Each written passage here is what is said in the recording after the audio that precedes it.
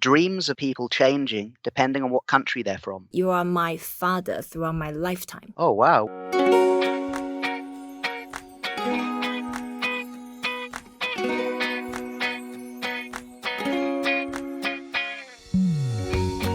Hello and welcome to Talk Chineasy, where we teach you Chinese with ease. My name is ShaoLan. I'm going to teach you a useful phrase of Chinese every day. In this episode, we are going to learn how to say teacher in Chinese. We have a special guest. He's not only a teacher, he's my teacher too. One of the many teachers in my life. We have Charlie Morley. Hi, Charlie. Hey, how are you? Ni hao. Yeah, ni hao. Thank you for joining us. I remember I took your class a couple of years ago. I'm still raving about it, telling everybody that everybody should practice it. Can you share with us what you teach? Yeah, so I teach something called lucid dreaming and mindfulness of dream and sleep, which is the art of learning how to become conscious within your dreams. So you can have dreams where you go, aha, I'm dreaming. And then once you know you're dreaming, you can start to interact with the dream and explore the unconscious mind, which can lead to psychological healing and spiritual growth. Right. I remember you were a rapper. Yeah, that's Before right. you turned to a teacher. Yeah, I was in the music world. So we used to have a breakdancing group and rapping and hip hop and stuff like that, which is funny because that meant that I struggled a little bit with this term teacher when it came to teaching the lucid dreaming, because I was teaching within the context of Tibetan Buddhism. And within Tibetan Buddhism, the term teacher really holds weight. You know, it said, the teacher, the teacher of meditation. So I struggled with that and preferred words like instructor and facilitator and other words around it. But now I feel a few years down the line, I think I have something to share now. So I feel... You deserve it. You deserve the title. No, I deserve it, but I feel more comfortable with the phrase teacher now, I think. Yeah. Right. Okay. You were my lucid dreaming teacher before, but today I'm going to be your Chinese teacher. Absolutely. And I'm ready to learn. I'm the student at your feet. Okay, great. The way to say teacher in Chinese is 老师. Okay. 老师. 老师. And 老means old. Ah, okay. 老 is the third tone. So you go down first and then up. And you can make it a bit longer to emphasize it. 老. It's just like Laos. Yeah. The country, Laos, Lao. Yeah. Make it third tone. Lao means old. Shi is the second character. Shi. Exactly. I can hear that you are actually putting your mouth together as if you were going to whistle. So, shi. Absolutely, yeah. Shi. Now I can't do it. You're doing it. So, shi is the first tone. So you make it flat. Shi.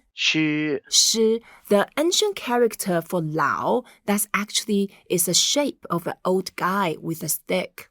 Huh. So that's just the shape of the character is pictographic. And shi is more complicated. Shi originally means someone guarding the territory. And the person who guarded the territory, of course, in ancient time, everything was about survival, security, being able to be alive. So the person, the head of the army guarding the territory is the general. And the person must have a lot of knowledge. So the knowledgeable person became the head of the country or the head of any.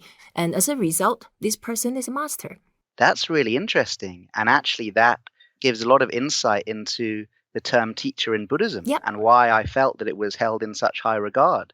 Because it's a sense of oldness, of wisdom, and a sense of guarding and protection.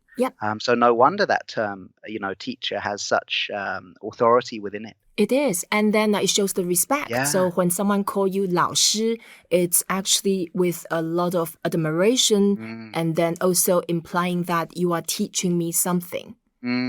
And in olden day, 老师tend to be male, but nowadays could be male, female. And if you really want to differentiate, to say male teacher, we say 男老师. Ooh, say that one again. 男老师. 老师. 老师 is the same, and 男 means male. Yeah. And the way to say female, 女老师, female teacher. 女老师. And you are Charlie 老师, or if you prefer people to call your surname, we can say, oh, you are Morley 老师. Ah, I see. Yeah, and 老师 not only for the real teacher in life, you can also explain to people who you respect. And nowadays, they actually use it quite a lot in many different contexts. For example, during the war, the Civil War between Mao Zedong and Chiang Kai-shek, they called each other 老师. Oh. And what was the context of that? They were actually war enemies. Of course. They were enemies at that time, but at the same time, they were sort of having some complicated relations between them. And there was one moment they called each other 老师. That's really interesting. There's something in Buddhism that said your greatest enemy is your greatest teacher. I think so, yeah. So in a way, 老师 is a very straightforward terminology. You can use that for, school teachers, your tutors, or your piano teachers, or any teacher, like when you said you preferred instructor at some point. But actually, we can also say my tennis teacher rather than my tennis instructor, or my ski teacher or ski instructor. So 老师 can be in many ways. So anyone who guides your life, your knowledge, can be called 老师. Great. All right. So in your life, in the career of being a 老师, can you share some interesting stories? Yeah. Wow. Where to begin? I think the most interesting thing is how I've noticed the dreams of people changing depending on what country they're from. So when I run these workshops, the day after the first workshop, so if we have a Saturday and a Sunday, on the Sunday morning, we sit and we discuss our dreams from the night before. And what I've noticed is that the dreams of Italian people tend to differ from the dreams of Swedish people. The dreams of American people tend to differ from the dreams of Zimbabwean people.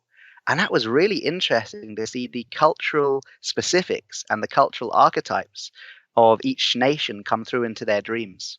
Right. So did you teach them different things based on cultural difference? No, the techniques were the same, but I noticed they were teaching themselves different things based on the techniques. Right. So, for example, one of the techniques is that once you become lucid in the dream and you know that you're dreaming, you can call out for what you would like to happen. So you could call out, may my inner guru come to me, or you could fly through the sky, or you could do your meditation in the lucid dream state, whatever you like. Right. And it's interesting to see what different people choose to do in different places. It's the similar thing with nightmares. When I was teaching in South Africa, the nightmares of South Africans were very different from the nightmares of Americans. And what I'd be really interested in is to teach in China.